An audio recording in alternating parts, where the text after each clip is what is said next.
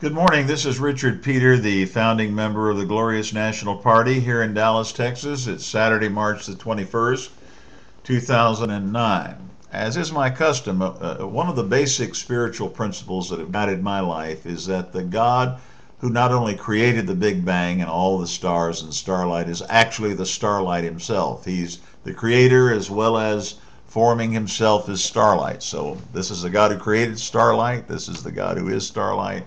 This is the God who has the infinite intelligence to design an entire universe.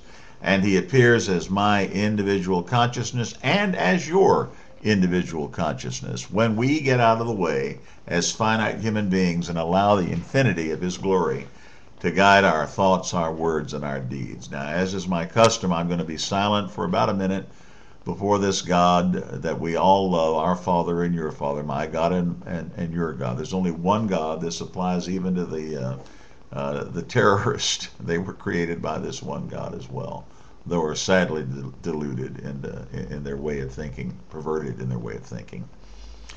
So I'm going to be quiet for about a minute and allow this God to occupy my mind and to speak his words concerning the crisis that this country's in today and the policies of our new administration. And let's just see if our God, our infinite God, flowing as our individual consciousness, can give us advice that we should definitely be willing to take. So let's be quiet before the God who creates starlight and is starlight.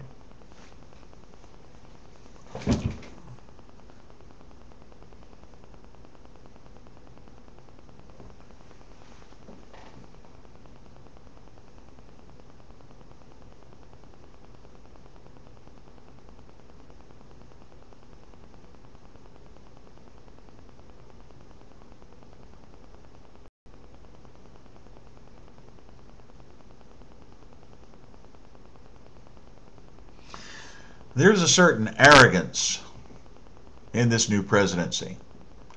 Uh, there's a certain feeling that there's a flipness about it that I don't like. Um, I like the way Obama communicates. I like the way our president talks to people. But what I don't like is at these recent town meetings in California, the attitude of flipping out answers to questions. As much as I like little kids, he had a 6-year-old boy that he directed the microphone to. In this time of national crisis, we need the right questions to be framed to our president, and we need him to do more than just flip out answers and read from teleprompters. Now, when he's answering questions, he's not as good as when he's reading from a teleprompter. Now, the question is, what do we do about the economy today? How are we going to get out of this tremendous mess that we're in? Was Tim Geithner the right choice to make in the new Treasury Secretary of the United States? And the only way that we're going to get the correct answer, I'm sort of the president in exile. I'm running for the presidency of the United States, unfortunately, after the fall of Babylon, after the economy collapses. I'm going to be available to be your president as the candidate of the Glorious National Party. Because this system is going to come crashing down. It's unholy, it's corrupt from the root up. And all the Obama administration is doing is they're taking it and trying to solve the leaves of the problem. But before I start on this, I'm very upset with the Obama worship. Obama or any United States president is nothing more than a glorified bureaucrat. He serves the American people. When they get caught up in their toys, their Air Force One, their White House, their catered dinners, their parties that they have, their new bowling alleys, or whatever they're going to do to make their life even more comfortable. And that's what their presidency is about. They need to be fired at the next election. I'm looking for a president who understands the depth of the problems that we have here in the United States and deals with them from the ground up. I'm looking for a president who has the courage to abolish the Federal Reserve and fractional banking and paper and credit, which caused this problem to begin with. Obama doesn't have that kind of courage. I'm looking for a president who will solve the economic problems of this country in the most efficient way, even if it makes folks unhappy on Wall Street.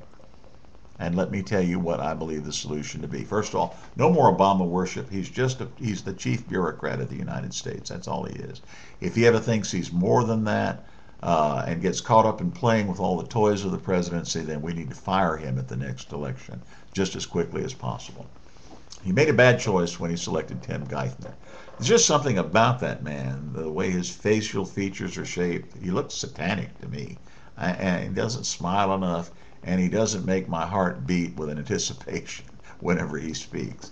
And let me tell you what's fundamentally wrong with Larry Summers and Tim Geithner, and what's fundamentally going to destroy the Obama presidency, in that he's gathered around himself a bunch of people that serve the private banking interest and the interest of Wall Street. Now let me give you the proof of that. Public-private partnerships are the answer. We need the public, meaning you and I as taxpayers, to give the private people loans, down payments, whatever it's necessary for these people to take away the toxic assets. We love the idea of a public-private partnership. There is another example that I could give you. In some of the cities, you get very powerful and rich people that come in and want to build stadiums, and they go into a public-private partnership, and they raise tax money through bonds. They're getting the taxpayer to make them, the private folks, even richer and richer and richer. The hell with public-private partnerships. Let me repeat that. The hell and to hell with those who propose public-private partnerships. And if President Obama signs a public-private partnership, the Federal Reserve is a public-private partnership that is corrupt to its very core. Corrupt to its very core. They're the ones who came out with this mortgage that takes you 21 years just to pay off the interest. Public-private partnership. To hell with that.